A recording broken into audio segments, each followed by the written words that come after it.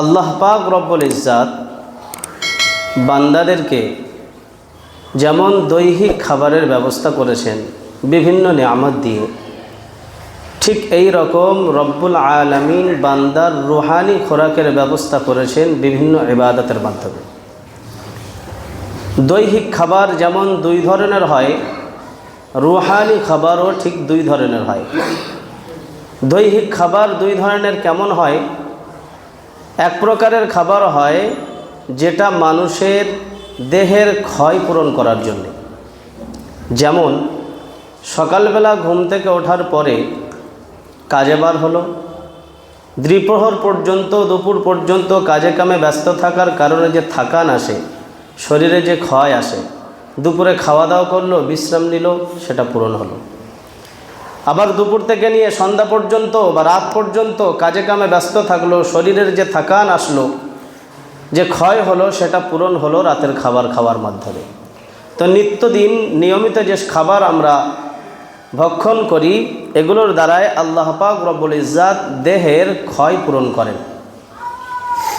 আর একটা দেহ সুস্থ থাকার জন্যে শুধুমাত্র দেহের ক্ষয় পূরণ হওয়ার খাবার খেলে হয় না, বরঞ্চ দেহের বাইরের কিছু শত্রু থাকে যেগুলোকে আমরা রোগ জীবাণু বলি বা রোগ বলি, তার থেকে হেফাজত হওয়ার জন্যে, তার থেকে প্রোটেকশন পাওয়ার জন্যে আল্লাহ পাক রব্বুল ইজ্জাত কিছু মৌসুমের প্রযোজ্য খাবার মৌসুমে আল্লাহ পাক রব্বুল ইজ্জাত ফল ফ্রুট দ্বারা দান করেন, যে খাবার গ্রহণের কারণে শরীরের মধ্যে রোগ প্রতিরোধ ক্ষমতা জন্মায় এবং যেটাকে ডিফেন্স ক্ষমতা বলে, রোগ থেকে প্রতিরোধ করার একটা ক্ষমতা যোগায়। তাহলে বোঝা গেল দৈহিক খাবার দুই ধরনের আছে, নিত্য প্রয়োজনীয় খাবার যেটা দেহের ক্ষয় মেটানোর জন্যে, আর একটা হলো মৌসুমের খাবার যেটা আল্লাহ পাক রব্বুল ইজ্জাত তার মধ্যে ওই ক্ষমতা দিয়েছে যে রোগ প্রতিরোধ করার ক্ষমতা বাড়ায়।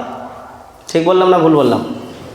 ঠিক এই রকম রব্বুল আলামিন তার বান্দাদের রুহানি খোরাকের ব্যবস্থা করেছেন। রুহানি খোরাকও ঠিক ওই রকম দুই ধরনের। নিত্যদিনের যে সমস্ত আমালগুলো রয়েছে, এই আমালগুলো রুহের ক্ষয় পূরণের জন্যে, আর মৌসুমের কিছু ইবাদত আল্লাহ পাক রেখেছেন যেগুলো প্রোটেকশনের জন্যে ডিফেন্স হিসেবে কাজ করে, প্রতিরোধ ক্ষমতা বাড়ায়, শয়তানের চক্রান্ত থেকে, শয়তানের তীর ও বর্ষা থেকে আল্লাহ পাক হেফাজত করেন। তো নিত্য প্রয়োজনীয় আমল কিভাবে রুহের ক্ষয় দূর করে? যেমন আমরা কাজ কাম করার পরে যে রুহে আমাদের দৈহিক একটা ক্ষয় হয়, বিশ্রামের প্রয়োজন হয়, খোরাকের প্রয়োজন হয়, সেটা খাওয়ার পরে একটু শান্তি হয়, ওই ক্ষয় অবসান ঘটে।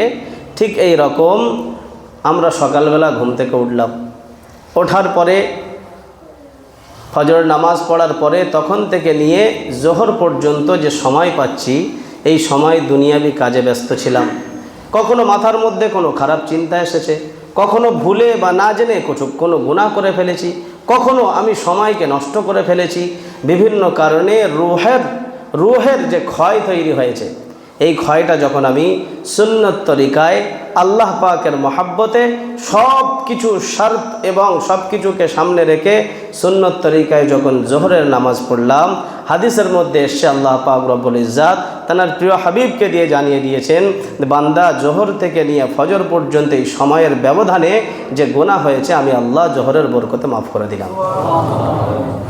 ঠিক এই রকম বান্দার রূহ তরুতাজা হয়ে গেল জোহর পড়ার পরে। জোহরের থেকে নিয়ে আসর পর্যন্ত একটা সময় বিচখানে ব্যবধান, এই সময়ের মধ্যেও কিছু গুনাহ হয়ে যায়, রুহের ক্ষয় ঘটে, রুহানি ক্ষয় ঘটে।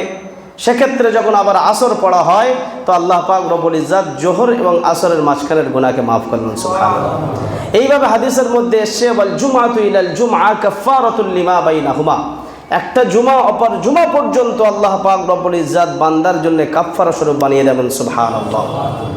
তাহলে বোঝা গেল যেমন দেহের নিত্য প্রয়োজনীয় খাবার এটা দেহের ক্ষয় পূরণ করে, ঠিক এই রকম রুহের ক্ষয় পূরণ করার জন্য নিত্যদিনের যে সমস্ত আমাল রয়েছে এগুলো আল্লাহ পাক কোরআনে কারীমের মধ্যে বলছেন, ইন্নাল হাসানাত ইউযহিবনাস সাইয়্যাত, অবশ্যই নেকি গুনাহকে মিটিয়ে দেবেন, সুবহানাল্লাহ। নেকি করার পরে অটোমেটিক আল্লাহ পাক নেকির বদৌলতে গুনাহকে আল্লাহ পাক মুছে দেন, মাফ করে দেন বান্দার। তাহলে নিত্য প্রয়োজনীয় জিনিস, নিত্য প্রয়োজনীয় আমল, এগুলো হলো রুহের ক্ষয়ের জন্য। আর যেটা ডিফেন্স হিসেবে কাজ করবে, প্রতিরোধ ক্ষমতা যোগাবে, ইমানের পাওয়ার যোগাবে, সেটা কখন? মৌসুমের আমলের দ্বারা। এই জন্য আল্লাহ পাক রব্বুল ইজ্জাত মৌসুমের আমল সময় ক্ষেত্র হিসেবে আল্লাহ পাক কোনো আমলকে দামি বানিয়ে দেন। যেমন আমরা প্রত্যেকেই জানি, সাধারণত আমরা যদি কোনো একটা আমল করি, সাধারণ তার যে নেকি আছে সে নেকি পাওয়া যায়। কিসের আওয়াজ হচ্ছে? সাধারণ যে নেকি আছে সে নেকি পাওয়া যায়। কিন্তু ওই আমলটা যদি আমি পবিত্র রমজানে করি, বলুন তো সমান নেকি না অনেক বেশি নেকি? হ্যাঁ, অনেক বেশি নেকি। যেমন কোন জায়গায় আওয়াজটা হচ্ছে?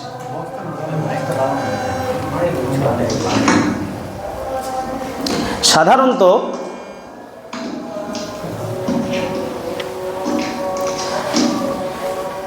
হ্যাঁ, তো সাধারণ সময় আমল করার কারণে, যেমন একটা নফলের আমল করলে কেউ করার পরে, না এটার জন্য হবে না। সাধারণ সময় আমল করার কারণে তার কি হয়? সাধারণ নেকি হয়। কিন্তু রমজানে করার কারণে, সময় পরিবর্তন হওয়ার কারণে তার কিন্তু ওই নেকিটা আল্লাহ পাক মর্তবায় বাড়িয়ে দেন। এমনি সময় আপনি একটা নেকি করবেন, একটা নেকি পেলেন, বা কোরআনের ভাষা অনুযায়ী মান জাআ বিল হাসানাতি ফালাহু আশরু আমসালিহা, 10টা পাবেন। কিন্তু যদি ওই একটা নেকি রমজানে করা যায়, আল্লাহ পাক রব্বুল ইজ্জত 70টা নেকি দেন। সুবহানাল্লাহ। একটা নফল যদি আপনি এমনি সময় আদায় করেন, নফলের সওয়াব পাবেন, কিন্তু রমজানে আদায় করার কারণে এমনি সময় ফরজের যে সওয়াব আল্লাহ পাক সে দান করেন। সুবহানাল্লাহ। ঠিক এই রকম রমজান মাসে যদি আপনি একটা ফরজ আদায় করেন, 70টা ফরজের সমতুল্য সওয়াব দেন। সুবহানাল্লাহ। তাহলে বোঝা গেল সময় পরিবর্তন হওয়ার কারণে এমনি দিনে আপনি আমল করছেন, আর লাইলাতুল কদর বা লাইলাতুল বারাত আপনি আমল করছেন, অবশ্যই পার্থক্য হবে। সাধারণ দিনে আপনি কোনো আমল করছেন, জুমার দিন আমল করছেন, অবশ্যই জুমার দিনের ফজিলাত হিসেবে সে আমলের মর্তবা অনেক বেশি। বোঝা গেল সময়ের পরিবর্তনের কারণে আল্লাহ পাক ওই আমলের মর্যাদা বাড়িয়ে দেন। ঠিক এই রকম জায়গা পরিবর্তনের কারণেও আল্লাহ পাক রব্বুল ইজ্জাত আমলের মর্যাদা বাড়িয়ে দেন। যে মৌসুম ইবাদত কেন জরুরি এটাই বলছি। যেমন ধরে নেন, আমি বাড়িতে নামাজ আদায় করলাম, সাধারণ নামাজ আদায়ের যে সওয়াব আমি অবশ্যই পেলাম। ওই নামাজ, একই নামাজ যদি আমি মসজিদে এসে আদায় করি, কত গুণ পাবো?